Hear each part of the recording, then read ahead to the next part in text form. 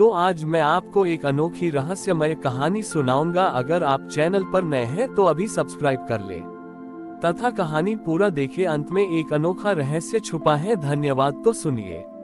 प्राचीन समय की बात है। तपपुर नामक एक नगर था जो अपनी भीषण गर्मी के लिए जाना जाता था। वहां के राजा सूर्य प्रताप महादेव के बहुत बड़े भक्त थे।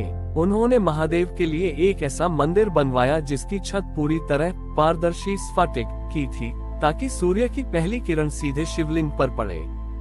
राजा का मानना था कि महादेव को हमेशा प्रकाश में रहना चाहिए।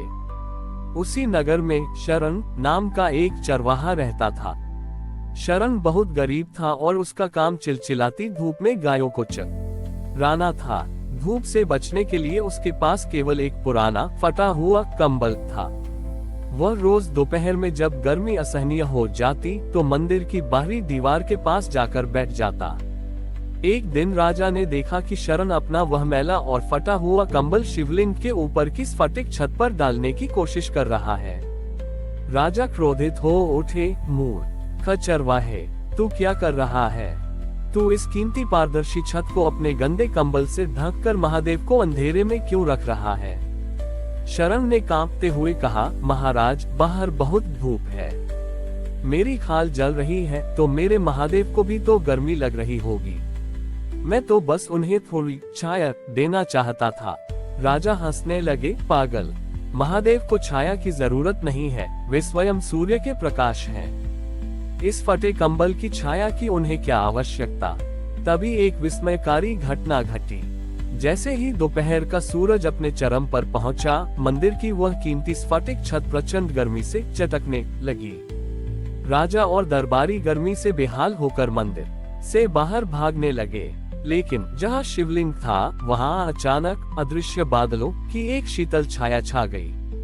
हवा में एक आवाज गूंजी और साक्षात महादेव प्रकट हुए। आश्चर्य की बात यह थी कि महादेव ने अपने मस्तक पर वह फटा हुआ कंबल धारण कर रखा था, जो अब रेशम से भी अधिक कोमल और शीतल लग रहा था।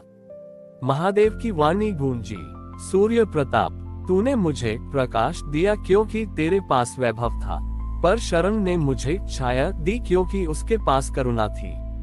उसने अपना एकमात्र सहारा, अपना कंबल, मुझे बचाने के लिए अर्पण कर दिया। याद रखो, मुझे सोने के महल नहीं बल्कि वह ममता की छाया प्रिय है जो मनुष्य दूसरों की रक्षा के लिए बनाता है। राजा का अहंकार धूप की तरह पिघल गया। उन्होंने देखा कि जिस कंबल को वे कचरा समझ रहे थे वह महादेव के लिए शीतल छत्र बन गया था। वह स्थान आज छत्र योजक चिन्हेश्वर महादेव के नाम से जाना जाता है। ये कथा हमें सिखाती है कि ईश्वर को वस्तुओं की जरूरत नहीं है, उन्हें हमारे भाव की जरूरत है। यदि हम किस बड़ी के तपते हुए जीवन को थोड़ी सी भी ठंडक या छाया दे सकें, तो वह सेवा साक्षात महादेव को शीतलता पहुंचाती है। राजा ने उस दिन से मंदिर की छत को हटा दिया और वहां हजारों छायादार वृक्ष लगवाए। शरण को मंदिर का रक्षक बनाया गया। शरण अब केवल गायों को नहीं बल्कि नगर के थके हुए यात्रियों को भी अपने उसी कंबल की छत आया में विश्राम देता था। एक बार जब नगर में भीषण आग लगी तो शरण ने वही कंबल आग के ऊपर फैला दिया। वह फटा हुआ कंबल महादेव की कृपा से इतना विशाल हो गया कि उसने पूरे नगर को ढक लिया और आग बुझ गई। लोग समझ गए कि वह कंबल अब केवल कपड़ा नहीं बल्कि महादेव का वरदान बन चुका था। आज भी छत्र योजक चिन्हेश्वर महादेव के मंदिर में जो भी भक्त किसी गरीब को वस्त्र या छाया दान करता है, महादेव उसके जीवन की हर कठिन धूप मुसीबत को अपनी शीतल छाया से हर लेते हैं। राजा सूर्य प्रताप ने अब छत्र योजक चिन्हेश्वर की महिमा को आत्मसात कर लिया था। लेकिन इस कहानी में एक नया मोड़ तब आया जब पड़ोसी राज्य का एक तर्कशास्त्री और विद्वान, जिसका नाम युक्ति सागर था, वहां पहुंचा। युक्ति सागर को अपनी बुद्धि पर बड़ा मान था। उसने जब सुना कि एक फटे कंबल ने महादेव को शीतलता दी तो वह उपहास करते हुए बोला, छाया तो वृक्ष भी देते हैं और पत्थर भी, इसमें ईश्वर का क्या चमत्कार? ये तो केवल भौतिक विज्ञान है।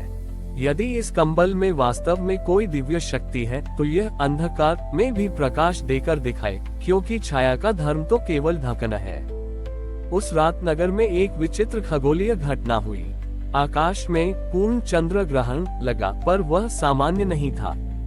एक विशाल काली छाया ने पूरे नगर को ऐसे ढांक लिया, छोटी ईया की हाथ को हाथ सुझाई नहीं दे रहा था। मशालें बुझ गईं और दीपक तेल होने के बावजूद जल नहीं पा रहे थे। पूरे तप्पुर में हाहाकार मच गया। लोग डर के मारे एक दूसरे से टकराने लगे। युक्ति सागर अपनी पोथियों और ज्ञान के साथ अंधेरे में फंस गया। वह चिल्लाया, कहाँ है वह चरवाहा, कहाँ है वह कंबल? यदि वह छाया दे सकता है तो क्या इस जानलेवा अंधेरे में रास्ता दिखा सकता है? चरवाहा शरण शांति से शिवलिंग के पास गया।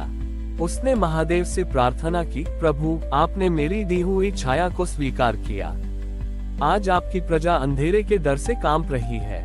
इस कंबल को अब छाया नहीं, उम्मीद बना दीजिए। शरण ने उस फटे कंबल को मंदिर के शिखर पर लहराया।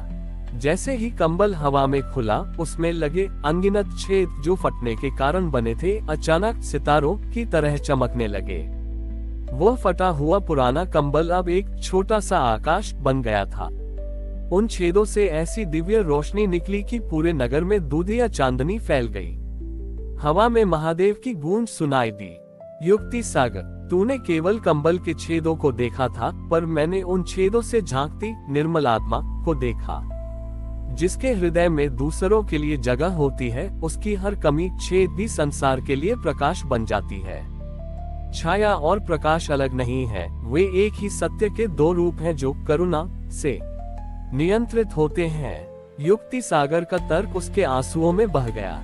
उसने देखा कि जिस कंबल को वह बेकार समझ रहा था, उसके हर फटे हुए हिस्से से महादेव का तेज निकल रहा था।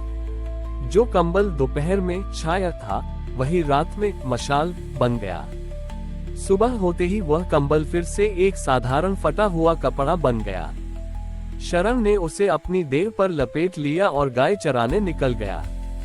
राजा ने उस स्थान पर कोई स्वर्ण छत्र नहीं बनवाया, बल्कि एक खुला मंडप रखा ताकि महादेव हमेशा प्रकृति और भक्तों के भावों से जुड़े रहें। आज भी छत्र योजक चिन्हेश्वर मंदिर में यह मान्यता है कि यदि आपके जीवन में कोई ऐसी कमी छेद है जिससे आपको शर्म आती है, तो उसे महादेव को सौंप दें।